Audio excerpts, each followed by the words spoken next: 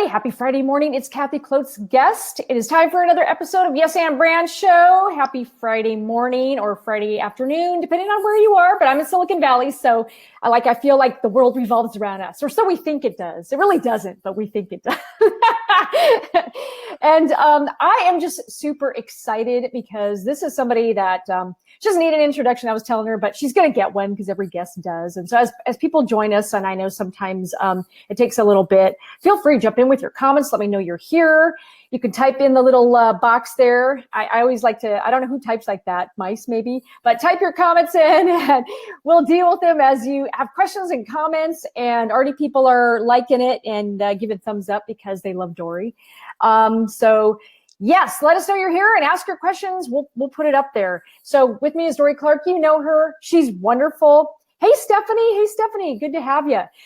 She is, oh my gosh, she is a lecturer at Duke University in the Fuqua School of Business. She has written for Forbes, for Harvard Business Review. She's published a number of books. One of my favorite was a couple of years ago, Reinventing You. Her latest book is Entrepreneurial You. And I met her at Social Media Marketing World, and I'm a fan, so I'm going to geek out a little bit, but we'll get to that. Dorie, welcome. Hey, Kathy, thanks so much. It's great to chat with you today. Well, I'm so glad you're here. Now, I don't know if you remember that. I forget who introduced us. We were standing around at one of the kind of parties, the many parties at Social Media Marketing World, and somebody's like, "Oh my God, you got to meet Dorie!" And I was like, "Oh my God!" And it's hectic to have great quality networking when there's a lot of people. But I remember us having a great conversation then, and I was telling you about sort of my upcoming book at that time in 2016, Stop Boring Me. And but I'm going to sort of preface the very first question this way, because your book really spoke to me. I'll tell you what, Reinventing You spoke to me in this way. I came from tech. I have an MBA. I also have 20 years of stage comedy. And so when I started my business, Keeping It Human, I was this fragmented kind of like, okay, there's this stage life, there's this business life. And what I did was literally bring the two together to harmonize. So I felt whole and not fragmented. And it's such a thing that helped my personal brand. It helped my income stream. I felt less fragmented. I felt better. I felt more whole and integrated. And I felt like your book really spoke to that. And I think Entrepreneurial You speaks to the opportunity that happens when you bring all these things together. So I'm gonna launch all that with the first question, which is, do you hear that often? Did that occur to you when you were writing it? Sort of what were you thinking when you wrote that? Well, I was inspired, Kathy, to write Reinventing You, and the way that it kind of got started is that I had been forced essentially to reinvent myself. I had been a newspaper reporter and had gotten laid off, and so I worked in politics, I worked in nonprofits. Eventually, I started my own business, but I came to realize that a lot of people, I mean, it certainly wasn't just me. A lot of people were reinventing themselves, whether it was because they were involuntarily forced to, like I was, or just because they have a passion and they want to do more of it or integrate it somehow. And so I think that in a lot of ways is kind of the modern quest, the modern secret. It's like, how do you assimilate your various identities? How do you bring that together? Because if work is going to be the locus of meaning for so many people, which I think it really is these days, it's kind of how we find ourselves, how we discover ourselves. How do you get it so that all, like in psychology, right? It's like, how do you get all the pieces of your personality aligned and in harmony rather than kind of fighting each other for airtime? Mm-hmm. Yeah, no, and I so love that message because I felt it was foundationally uplifting, and I think we are in a new economy, and I think it speaks to so many people who see themselves as the sands are shifting. It's no longer, you don't have job security anymore, and people are feeling like there's a growing kind of freelance and kind of work economy, and they're wondering how to tap into that and be themselves. I mean, I know you probably hear this a lot. Probably the biggest thing I get from people is, how did you do it, Kathy? Because it seems to me you figured out how to take these pieces of your life and all these skills, which you talk about so well in the book about being a portfolio of skills. We're all a portfolio of all these different things and bringing them together so that you can be the best you can be and use all these skills and still make money doing something that people need that you love and makes you feel whole. So I think it is not only a book of, I'll say to people who maybe haven't read it, it's not just a book on how to build income streams, Entrepreneurial You, but it's a book, I think, of just really being whole, of wholeness. And I know maybe that I don't know if that is something that other people feel too, but that's how I took it. And I think it's a great message for today. That's awesome. Thank you. Yeah. Oh my gosh, my pleasure. When you were writing the book, is there anything that you learned, because you write with such great research, and I think that's why you have a lot of fans out there, because you ground it in research, you tell great stories, and then you always get tips of, here's how to try this, here's how to implement this, which I think a lot of books don't always do. We see these books and hear these stories, but we always go, how did they get there? Yes, but how did they do that? And your books have so many great tips on how to do that. Was there anything that in writing this book that sort of shifted or reinvented for you, a new idea where you went, you know what? I should do that. I'm walking that talk and reinvented myself as a result of writing this book. Yeah. I would say if we're talking about reinventing you specifically, there wasn't necessarily a particular piece of it that I applied to myself, because I was writing it far enough after I had done the reinvention that it was essentially me writing the book from a place where I was at the tail end of it, and I'm like, damn, I wish I had known all of these things that I had sort of muddled my way through, and I wanted to try to make it easier for subsequent people. But if we're talking about my new book, Entrepreneurial You, that was written very much with the explicit goal of helping me solve a problem. That was very much me trying to learn about additional ways to monetize my business and have an excuse to interview, 50 really brilliant entrepreneurs to learn about their business models so that I could, steal their best ideas and implement it in my own business, and then tell other people about how to do it too. Yeah, no, and that's great, because I think that's how a lot of us learn, right? It's what problems are we grappling with? And I often write about the problems that I've grappled with and how I solved it, because I figure if I'm having this issue or this challenge, I'm not alone. There's probably a lot of people trying to figure this out, and it's a chance to grow yourself and then package it and help other people do the same thing. And your books are always filled with that, which I really appreciate, because stories are great, they inspire, but I think the tips of how to get from A to B is always really helpful. And I think your books always do a really great job of breaking it down. So that's how I know you have this wonderful research mind, because you've already anticipated that people are going to go, yeah, but then how do I get there? And I think that's always the thing that keeps people from going out there, I think, and trying, because they're not sure how to get to these different points. So I think your books are always well thought out that way. So kudos to you. Oh my gosh. Yeah, no, thank you. We got more questions here. People make sure I get to comments here. Okay, Ross is from Hong Kong. She's saying, hey, it's Saturday here. Kay is my buddy. She does improv. She's out there in Hong Kong. Wow. Hey. 206. She probably just finished up an improv show. She probably, she's probably just coming off the stage and checking her Facebook. She is. I mean, people are going to make time. That's awesome. Heiner Newling, who's a great photographer, actually does great work. Hey, Happy New Year to you. Happy New Year to you. Thanks for joining us. Keep those questions and comments coming. We love it. I want to talk to you about sort of your creative process. And I know you mentioned sort of really looking at the questions that you have for your business. What do you want to know more about? And you write through that lens. Is there a kind of a creative process to book writing just in general, or the way that you think about your business that you think is something that would be helpful to other people? Well, there's certainly a lot of different ways that one could write books. I was impacted by starting my training as a journalist. And so for me, kind of my go-to reflex is always, if I want to learn something, I'll just ask a bunch of smart people. That's kind of how I think of it. Although it's interesting.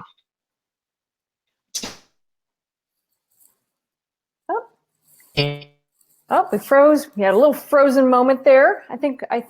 He was, researching his next book, and he, as a as an undergrad or whatever, was a historian, history major. And so his approach is totally different. He's not interviewing people. He's like consulting these tomes and then doing like archival research, which I was like, wow, how do you even know how to do that? That's crazy. But I think there's a lot of ways to kind of get to the type of solutions that you want.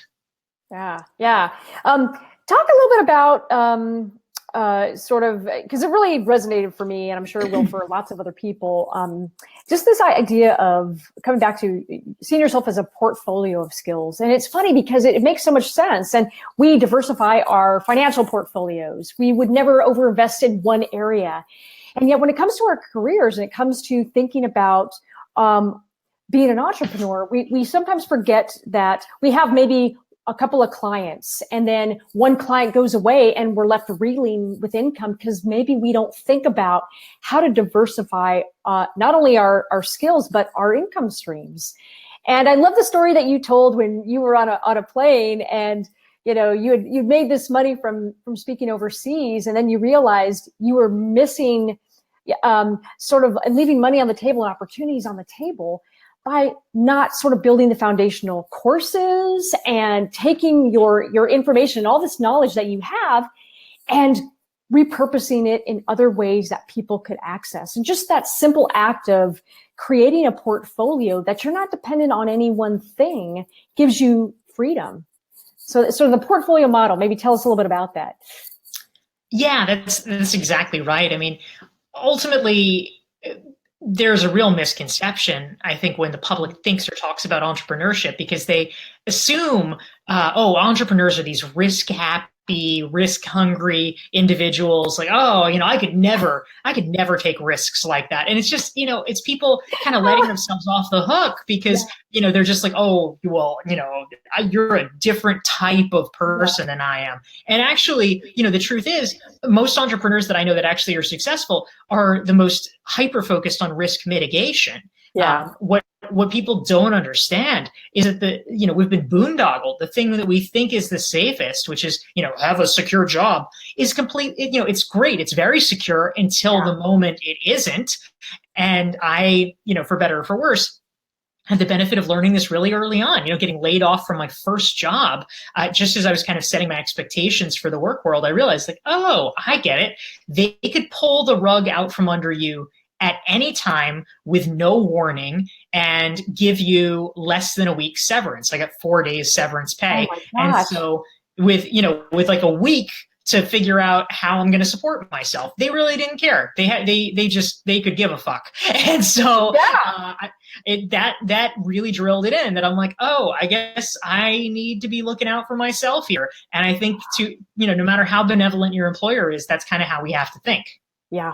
No, you said it so well. It's like, I think we've all been there. I think what you just said totally resonates with everybody. We've all had that aha moment where we're disposable and we realize, oh my God, I didn't plan to have a backup plan. And I should, because at will employment, this job could go away at any time. And we are that disposable and dispensable. And it's hard to think about it, but it's a reality. And I love what you said about risk, because it's funny, when I started my business, I walked away from a high-tech job, a 6-figure income, and people were like, are you shitting me? Are you crazy? Like my friends were like, are you sure you want to do this? And I was like, no. And I think the reality is you're right. People think that entrepreneurs just love risk and aren't scared. No, we are. And we don't love risk, but we also recognize that it's a now or never moment. And I thought, if I don't do this now, I'm going to keep getting an income and keep growing and be stuck. And then it's harder and harder to leave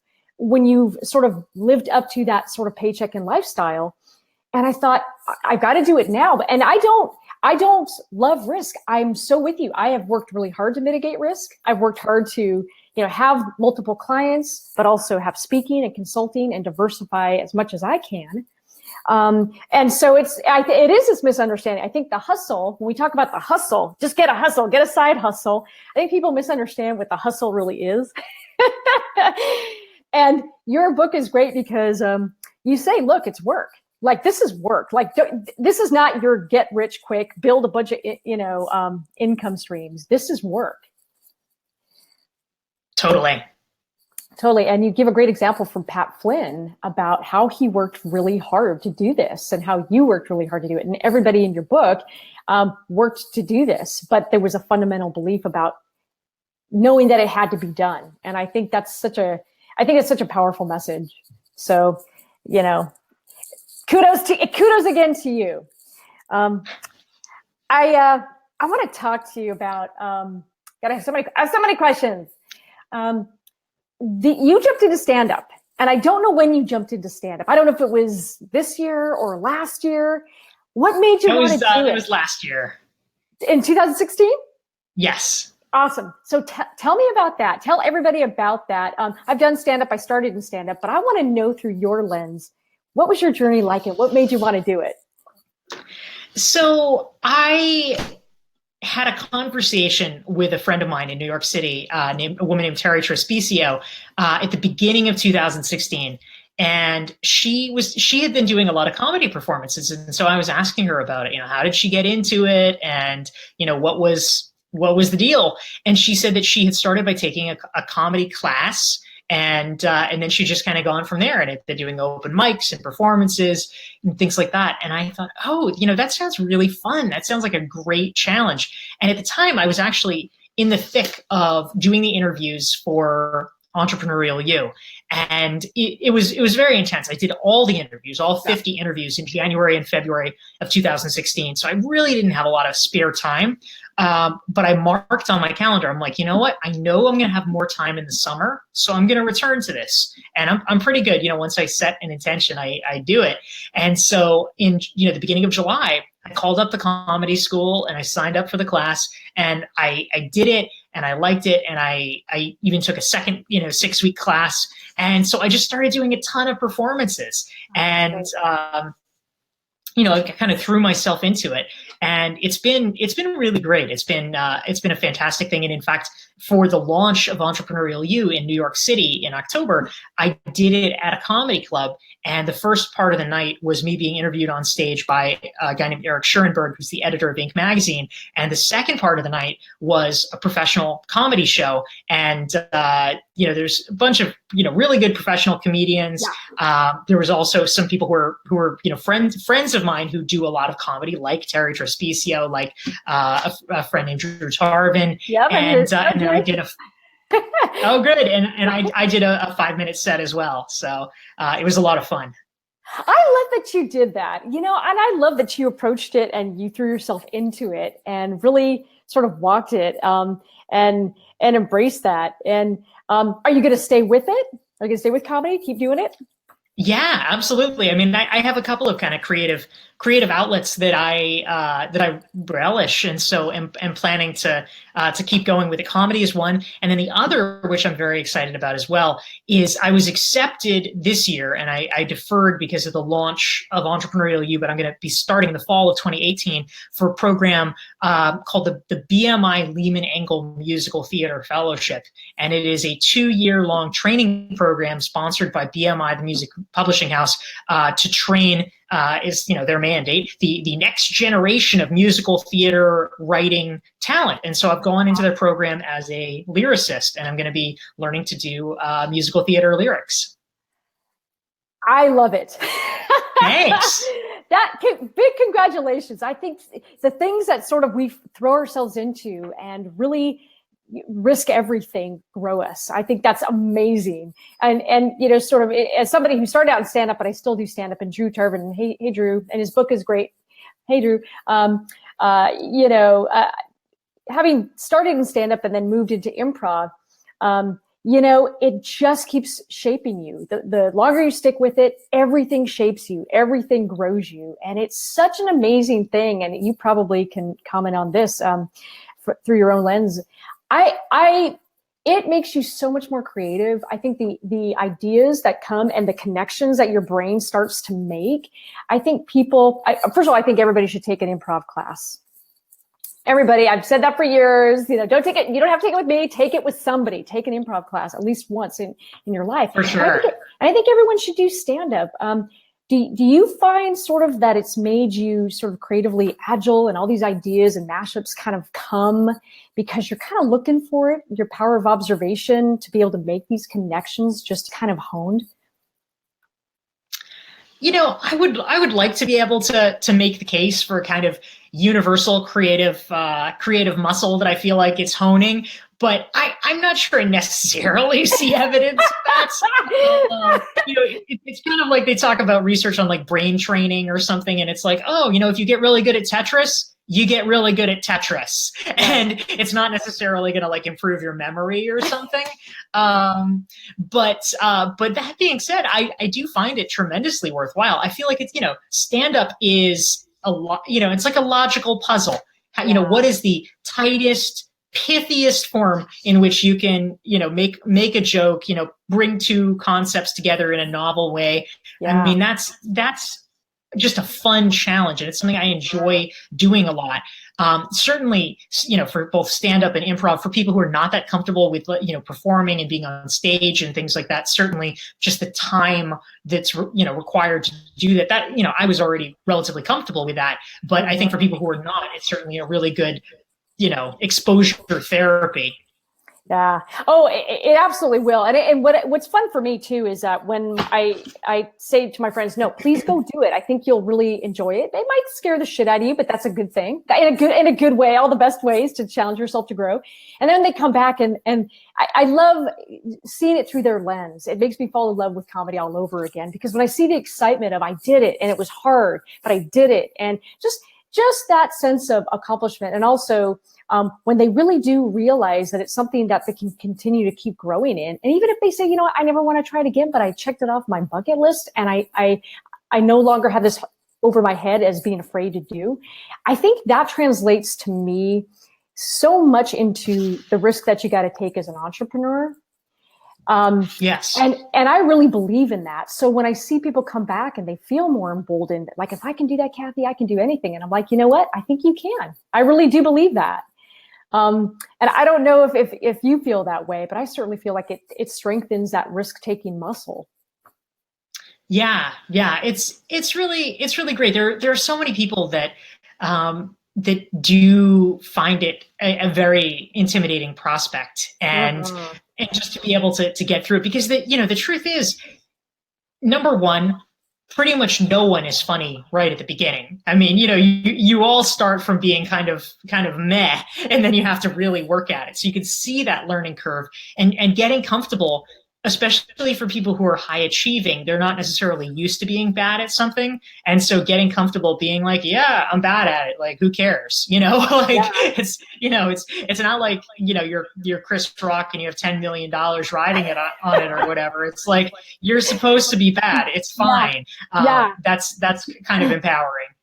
It really is. And it's interesting you say that, because one of my friends, Kay, said, yes, everybody should take an improv class. And yes, you're bad. You're bad when you start. And I love that you say that, because I think entrepreneurs are really driven people, and we are used to just trying something, and sometimes it doesn't work out, but we're used to maybe succeeding more than we are failing, because we're driven. And I think it is hard to sometimes get up there and suck at something and just go, you know what, that's okay, because that's where I'm supposed to be in my journey. I'm still learning. And I think when you kind of strengthen that ability to just go out there, not know, and be okay with failing, but at least you tried and you grew, that muscle to be able to have that relationship with risk, I think, is a really powerful thing. And people who haven't done comedy sometimes look at me like, I'll trust you. I think you're full of shit, but I'll trust you.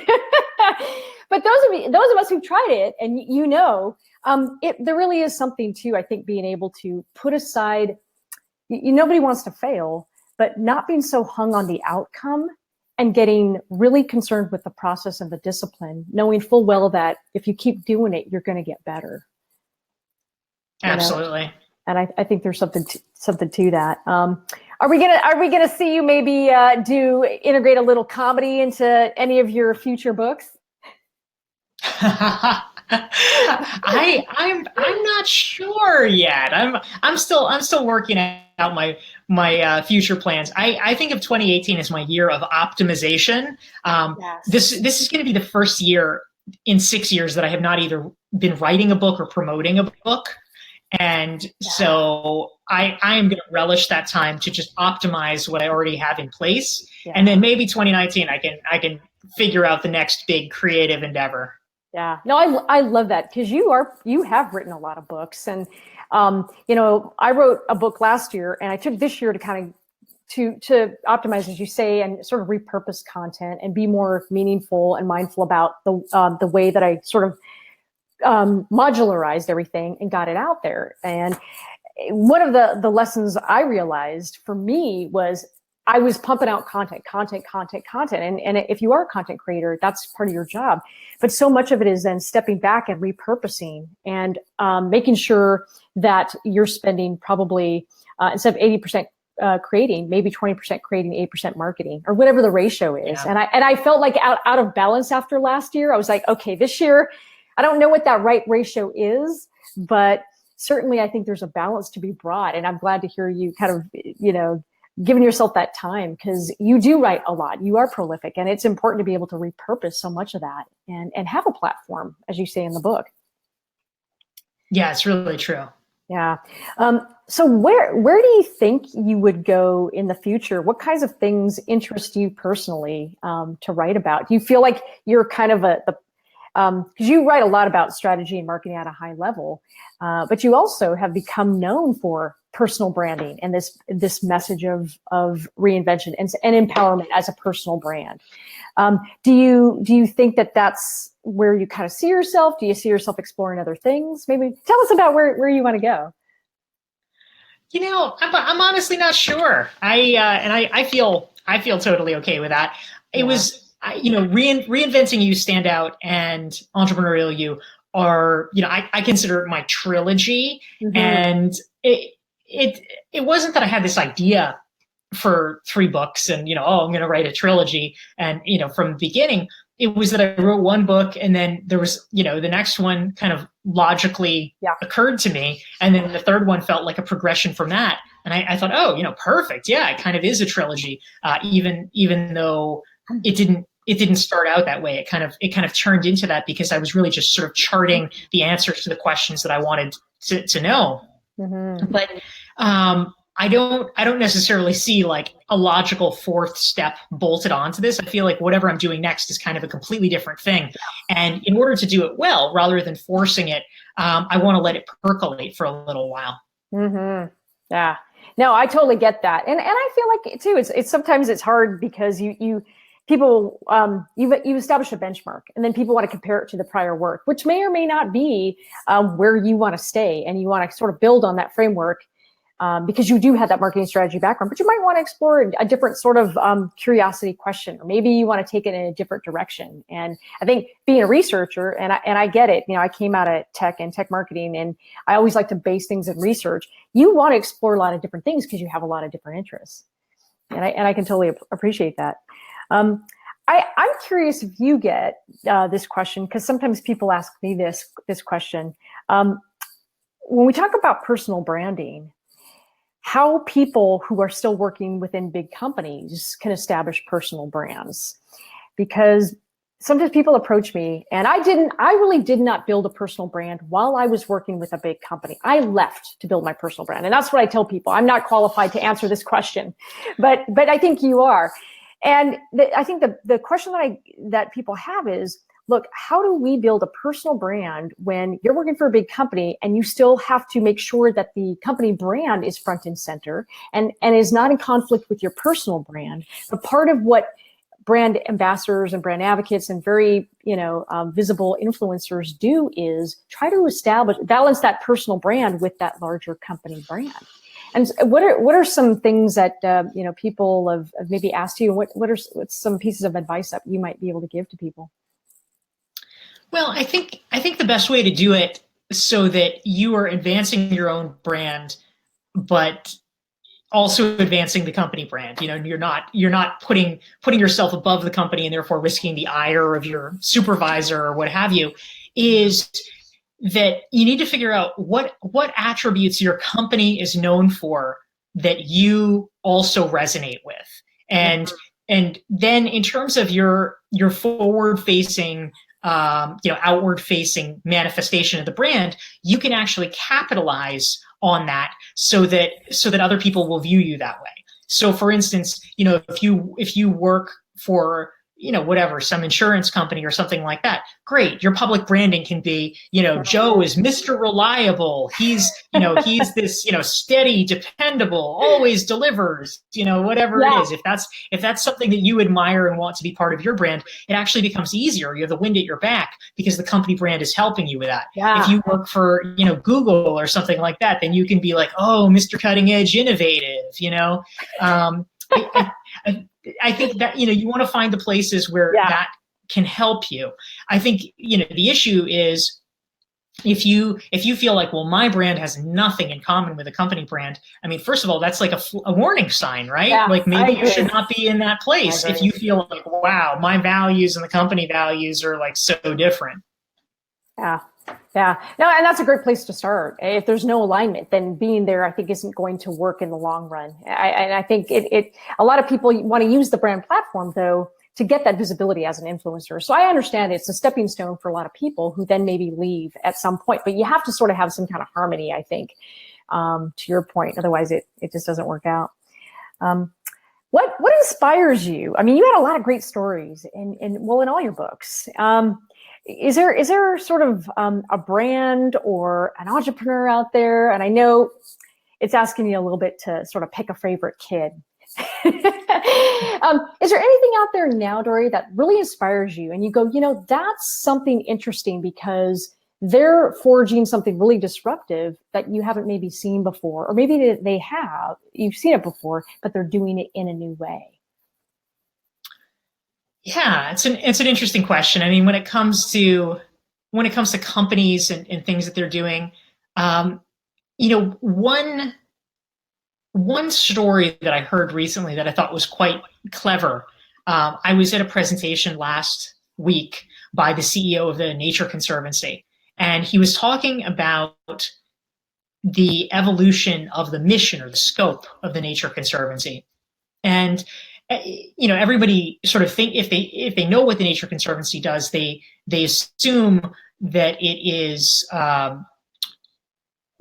basically a landholder, right? They buy up land in order to conserve it, and that is partly true, but it's not completely true because what they have done over the years in order to enhance their mission is that they, in a lot of cases, have actually stopped being the ones that directly buy the land, and what they have done is actually seed this mission in providing information and inspiration and technical assistance to help local land trusts organize themselves so that local people in Silicon Valley or in New York or wherever can buy up the land on their own. So that the Nature Conservancy, they realize there's only so much money they can have, but if they can spread it and get other people to essentially advance their cause, kind of helping themselves and helping the broader cause of land conservation, that's great. And then the Nature Conservancy can then operate at a higher level where they're doing deals that are so complex and so confusing, no local group could ever do them on their own. And so I think that that's kind of an inspiring idea about how do we in our businesses continue to kind of raise the bar, disrupt ourselves, push ourselves to the highest and best use, and get other people to do these kind of worthy and helpful things, but we're doing what we can uniquely do. Yeah, that's a really great story. I really love that example because it's really creative, and I wouldn't have thought of something like that. And I think it really is about self-disruption. I think one of the things that even I have noticed is that, you fall into a rhythm. Even as an entrepreneur, things are working, but all it takes is something to stop working. And maybe we don't think about it until, it breaks. But can we disrupt ourselves? Is there another way we can add a revenue stream to build onto something we've done? Can we use our skill sets to solve another problem that maybe didn't exist 2 years ago, but now there's a new need and there's a new problem? And I find that I'm always asking that of myself. I'm always, what else can I do? And the interesting part, and I suspect I'm not alone, is that sometimes your customers don't know. It's like something's not working, but they can't, they need your help to maybe diagnose it. So we ask them, hey, what do you need help with? They don't always know. So part of this, the disruption is, can you anticipate or can you figure out a better way that they can work with you? And if it means killing some of your own business, maybe to do something else. And that's always a hard one. That is such a hard one.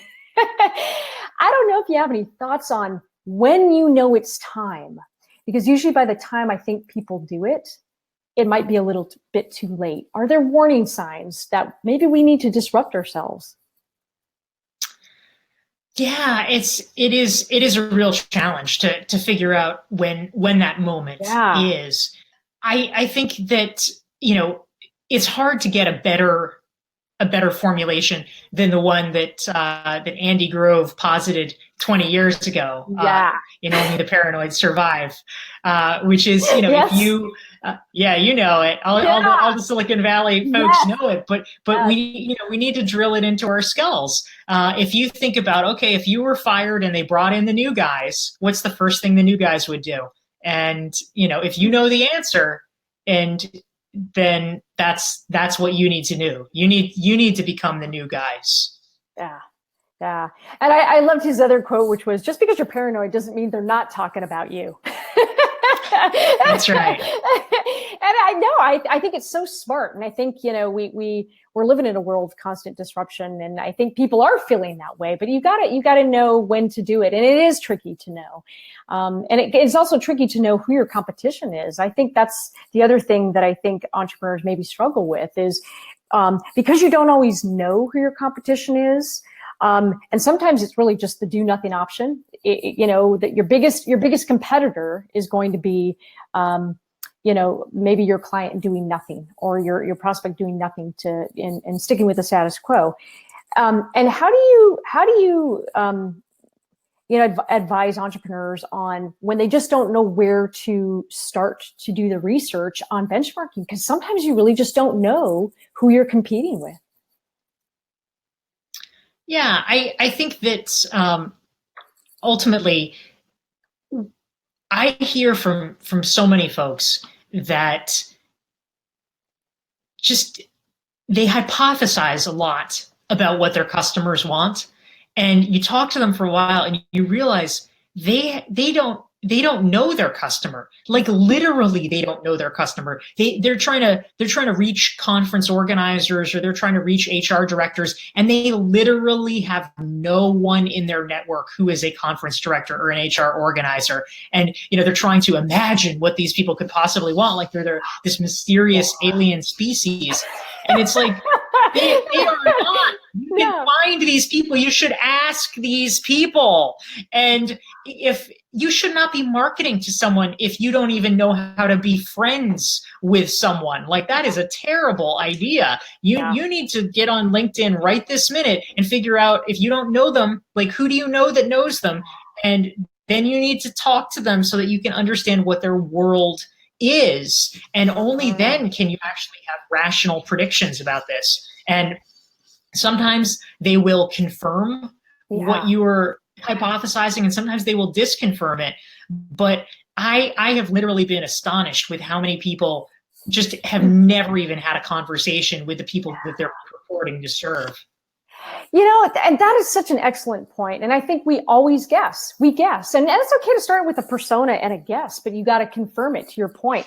And I think one of the biggest things that, and you probably see this all the time, that I see is it's because we haven't narrowed down who we serve. So we are not being really specific in our target. And I think that, I think all your examples really speak to people really being specific about where their skills can best be served, what problem they solve, and who they do it for. And I guess it seems to me that probably the biggest thing you've got to answer that I think sometimes entrepreneurs struggle with is, what problem do you solve? And it seems to me like if you cannot answer that very, very specifically and narrowly, you really haven't done your work. Is that where you recommend people start, with just that kind of question? Or yeah, I think that's a very good one. I mean, ultimately, to a certain extent, I mean, when I started my business, I didn't have any clue about any of this either. And so it is kind of, improvisational. It is kind of like, oh, you need something, I can do something. And, you're just bringing money in the door. So, I don't think that's necessarily an awful thing. I mean, you can test stuff out and some of it'll stick and some of it won't. I mean, I did everything in the early days of my business, from like speech writing to doing copywriting for like marketing brochures to event planning. Yeah. I mean, just like literally whatever. And some of it I decided I liked and some I didn't, and some turned out to, be like a better investment of my time. Yeah. But, so I think it's okay to not know all the answers, but I think that as soon as you possibly can, you need to be on a pathway to gaining clarity about those answers. Yeah, absolutely. And I love that you say that, because when I started, I didn't know either. And I think sometimes people think we're born with the answers. We're not. Sometimes you have to figure that out as you go. And life and business is improv. I mean, it just is. And I think I love that message, because I think people get scared, and that's one of the reasons why they don't take the risks, because they think they're expected to know this. And I got news, and I'm the first to admit that as I've gone and evolved, I have figured it out as I've gone. And if I waited till I had all the answers, I wouldn't have done it. I wouldn't have jumped in and done anything. So it's okay, to your point. I love that, because it's such a human and honest answer, is that have an idea, but don't be afraid of making some of the mistakes and refining as you go. And I think the mistake is not trying, because you think you have to know everything in advance. And I laugh at that, because I've never known that. I've never, I'll fully admit that I didn't know when I jumped in. And sometimes I still feel like I'm figuring out, but I've evolved. And as long as you're evolving as you go, I think that's really what being an entrepreneur is just being smart enough to know when to pivot, because that's really the only thing that's going to keep, the reinvention working. Absolutely. Yeah. What do you think, as we're sort of winding down here, what do you think is the biggest reason in your research that stops people from taking the entrepreneurial leap? And maybe what would you say to them? Well, I think to your point, Kathy, a lot of people assume that entrepreneurship has to be all or nothing. That you have to have everything figured out, and then you're going to quit your job, and then you're going to go do that thing. Yeah. And it's just you're going to permanently disqualify yourself if you assume that you have to know everything, because no one is going to know everything. I mean, in fact, you can't, because that's the concept of, like, assuming that you can think your way to an accurate solution. It's like saying, oh, I know, how am I going to meet my future spouse? I'm just going to sit at home and write out a list until I know all the characteristics that I'm looking for. And you know what? That's amazing, but that is not going to do you any good until you actually go out and have some dates. You got to book the date. You're going to get the dress. You're going to do all that stuff, and that, yeah. Yeah. So I think that something that more people need to understand is that it is fine, have a hypothesis, but then you test it in the marketplace, and you do not have to quit your job to do it. In fact, it is inadvisable to quit your job. You should be testing these ideas on the side on your own time until you feel like you have enough validation that you've discovered that there actually is something there. And then you can choose to pursue it more full time if you want. Yeah, that's really great advice. I didn't do that, but that's, I think yours is a really great way to sort of mitigate the risk. And that's a really great way to do it. In fact, I recommend people do that. For me, I was in a little bit different situation, and I just had a baby, and my son was born, and I just realized in that moment I didn't want to go back. And my boss was on the phone going, like a week after my son was born, he was like, hey, can you come back and get on a plane to Tokyo? And I was like, I just had a baby, not a football, so no, I can't do that. And so I was in a very different set of circumstances, and all of a sudden I found myself going, it's now or never. And my husband and I looked at each other, and it was like, should we do it? Well, we shouldn't not do it. All right, what the hell? Might as well do it. Like the worst possible time to do it, but we sort of went on faith. And I love that you say that, because I think you can be smart about it. You can reduce your risks. You don't have to be perfect. And all the things you're saying really resonate for me. And if my circumstances had been different, I probably would have done it differently. But it's okay to still jump in and make the mistakes and refine as you go. And I think you'd probably be the first to say this, get yourself a network of support to be able to ask the smart questions, ask the smart people who figured it out, and, let them help you. They figured something out that you haven't done yet, and just make sure you've got guidance as you go. Absolutely. Yeah. That makes such a crucial difference. Yeah, absolutely. No question.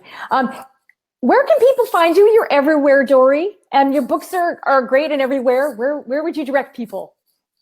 Well, thank you, Kathy. Probably the best place, the central repository, is my website, which is dorieclark.com. It's DORIECLARK.com. There's more than 500 free articles I've written for places like the Harvard Business Review and Forbes there.